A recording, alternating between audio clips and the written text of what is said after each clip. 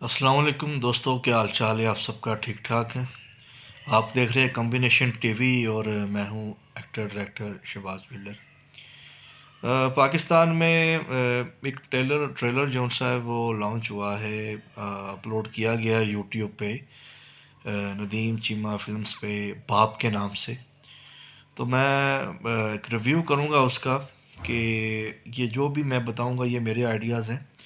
ठीक है, तो मैं आपको ये बताना चाहूँगा कि लॉलीवुड जो है उसमें क्या मिस्टेक हुई है या होती जा रही है या हो रही है, जिसकी वजह से हमें वो कंटेंट नहीं मिल पा रहा। कोशिश तो कर रहे हैं नदीम चीमा साहब, वो इस वक्त काफ़ी अच्छा काम कर रहे हैं, लेकिन इस फिल्म में जो मुझे महसूस हुआ है, हो सकता है वो लोगों को भी महसूस हुआ हो, तो वो मैं चीज़ आपसे शेयर करना चाहूँगा। देखें जी, पहली बात तो ये है कि आपने जो बाप का करैक्टर है वो दिया ही गलत बंदे को है। सारी उम्र जो मोहम्मद राना साहब है ना, उन्होंने सिर्फ हीरो का करैक्टर ही अच्छा किया है, वो उर्दू ज़बान में किया है।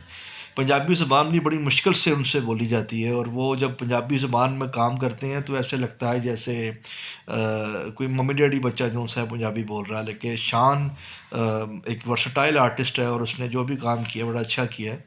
और ये मैं इसलिए नहीं कह रहा कि शायद मुझे शान पसंद है, ये इस चीज़ के चक्कर नहीं है। मैं एक बात कर रहा हूँ जो आप लोगों को अब सच्चाई सामने ला रहा हूँ आपकी। तो पहली बात तो ये है कि जो इसमें पठान का करैक्टर जो मोहम्मद राना साहब ने किया है, जो हमारे एक लेजेंड कह लें कि फ़िल्म इंडस्ट्री के, उनसे ये करैक्टर नहीं हुआ।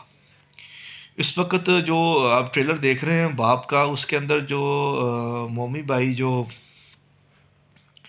करैक्टर कर रहे हैं पठान का, एक्सेंट भी नहीं उनसे बोला जा रहा। उनको जो एक्सेंट पठान का होता है वो उनसे नहीं निकल रहा, एग्रेशन ही नहीं आ रहा, ना ही उस चीज़ के ऊपर प्रॉपर वो फॉलो कर रहे हैं कि भी पठान कैसे बोलेगा। और दूसरा, जो बच्ची आपने उनकी जो बेटी डाली है उसको आप ये तो उसको बताते हैं ना कि भाई आप बाप के साथ काम कर रही हैं।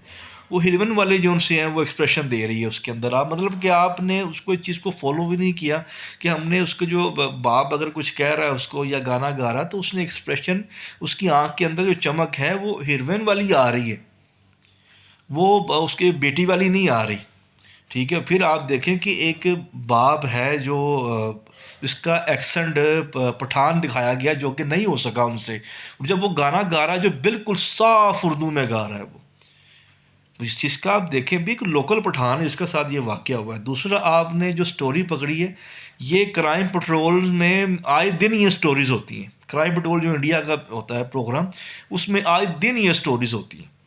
देखिए, इस तरह कोई स्टोरी आप पकड़ें जिसमें बाप और बेटी की मोहब्बत इस तरह दिखाई जाए कि पता चले यार। दूसरा, जो इस तरह की मूवीज़ होती हैं ना, ठीक है, ये आर्ट मूवीज़ होती हैं जिसके अंदर हम ज़्यादातर ना पॉइंट ऑफ व्यू पे फोकस करते हैं। ठीक है, मास्टर फ्रेम इसके अंदर बहुत कम होते हैं। आपने ज़्यादातर मास्टर फ्रेम रखे हुए, ठीक है, आप लोगों के दिमाग के अंदर घुसो। जब आप फ्रेम बनाएं तो जो सा वो फ्रेम है लोगों के दिमाग के अंदर घुसे।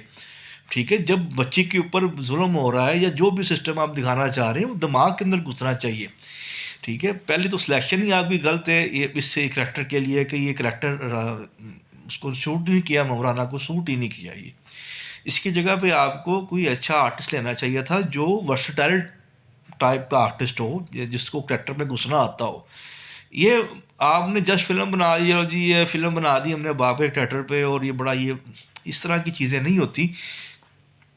आपको कास्टिंग पे ध्यान रखना पड़ेगा। अब देखें ना, अगर आपको बाप का करैक्टर आपने करवाना है तो इसके लिए सबसे जो बेस्ट चॉइस थी वो मेरे ख्याल में नुमान एजाज थी। आपको, या नुमान एजाज नहीं तो कम से कम कोई उस लेवल का एक्टर जो पठान का अगर कैरेक्टर करवा रहे हैं तो उसका एक्सेंट भी अच्छा होना चाहिए।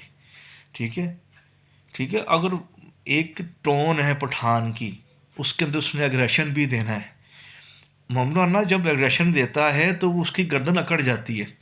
ठीक है, तो वो चेहरे को जौन सा है बहुत ज़्यादा मूव कर जाता है उसमें। तो आप ये देखें कि वो तो एक हीरो मटेरियल था, ठीक है, वो जब हीरो आता था तब ठीक था। अब जौन सा अगर आप उसको चेंज करना चाह रहे हैं या वो खुद चेंज होना चाह रहा है, तो इस चीज़ को सीखे कि वर्सटैलिटी क्या होती है।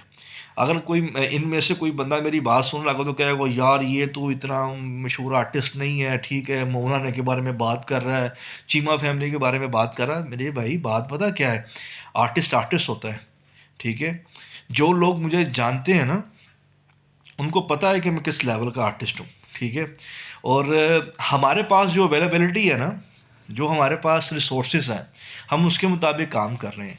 और जो चीमा साहब के पास रिसोर्सेज हैं, अगर ये रिसोर्सेज जो सी है वो मेरे पास हो, तो मैं बताऊं आपको कि किस तरीके से कास्टिंग होती है, किस तरीके से फ़िल्म बनती है। आप जस्ट अपने शौक़ के लिए, अपने चैनल के लिए फ़िल्म बनाएं तो ये गलत बात है, क्योंकि पूरी दुनिया देख रही है।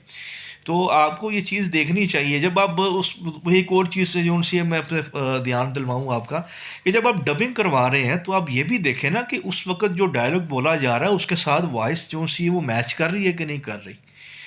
बंदे के वो बोल बंदा रहा है, ठीक है, उसकी जो वॉइस है वो उसके एक्सप्रेशन के साथ, उसके बॉडी लैंग्वेज के साथ मैच ही नहीं कर रही। तो डबिंग कर रहे हैं तो भाई इस चीज़ का ख्याल रखें ना कि देखिए इंडिया वाले भी डबिंग करते हैं, या हमारे पुराने आर्टिस्ट थे वो डबिंग करते थे।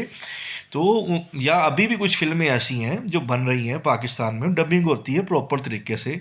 मैं इन फ़िल्मों में देखा है, नदीम चीमा साहब की फ़िल्म में देखा है, जो डबिंग होती है वो ऐसे लग रहा होता है जैसे नकली है। मतलब कर तो वही बंदा रहा होता है, लेकिन वो डबिंग के अंदर उसको पता नहीं क्या किया होता है उन्होंने, ठीक है। तो वो नहीं, वैसे नहीं काम कर रहा होता जैसे अग्रेशन के साथ उसको परफॉर्म करना चाहिए। फिर विलन को दिखाना, मैंने देखा इनकी फ़िल्म हल्फ है थी, उसमें जो चीज़ें मैंने नोट की थी उसमें यह था कि भाई आप लोग काफ़ी ज़्यादा मास्टर फ्रेम पे काम करते, आपने दिमाग के अंदर घुसना है अगले बंदे के, ठीक है, उसको घुसाओ दिमाग के अंदर। जो चीज़ आपका फ्रेम है वो अगले बंदे के दिमाग में घुसना चाहिए। मैं इंशाल्लाह दुआ है कि नदीम चीमा साहब हमारे बड़े हैं, ठीक है। चीमा फैमिली इस मुल्क का जौन सा है वो ताज है, और इन्होंने बड़ी खिदमात पेश की हैं शको चीमा साहब ने। तो रिस्पेक्टेड, मैं ये चीमा साहब को एक एडवाइस देना चाहूँगा कि कास्टिंग अपनी जौन सी है ना वो देख के किया है और करा करें। और दूसरा जौन सा है वो अपनी जो कैमरा फ्रेम्स हैं उनको बेहतर करें, ठीक है। और जो डबिंग है उन पे थोड़ा ज़ोर दें, ताकि जो आप चीज़ें बना रहे हैं, आपके कॉन्सेप्ट, आपके कंटेंट काफ़ी अच्छा है, लेकिन साथ साथ ये चीज़ों का भी ख्याल रखें ताकि बाकी लोग जो से हैं, जो लोग फ़िल्म को समझते हैं।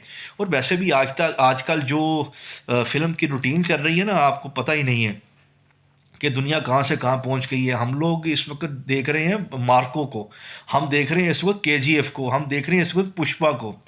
तो जो पाकिस्तानी पब्लिक है उसका दिमाग चेक करें आप कि वो क्या क्या चीज़ एक्सपेक्ट कर रही है बाकी हम बॉलीवुड से। तो जब आप चीज़ बनाएं, जो रिसोर्सेस आपके पास है इसके अंदर ही सब चीज़ बन सकती है, ठीक है। तो ये चीज़ों का ख्याल रखें।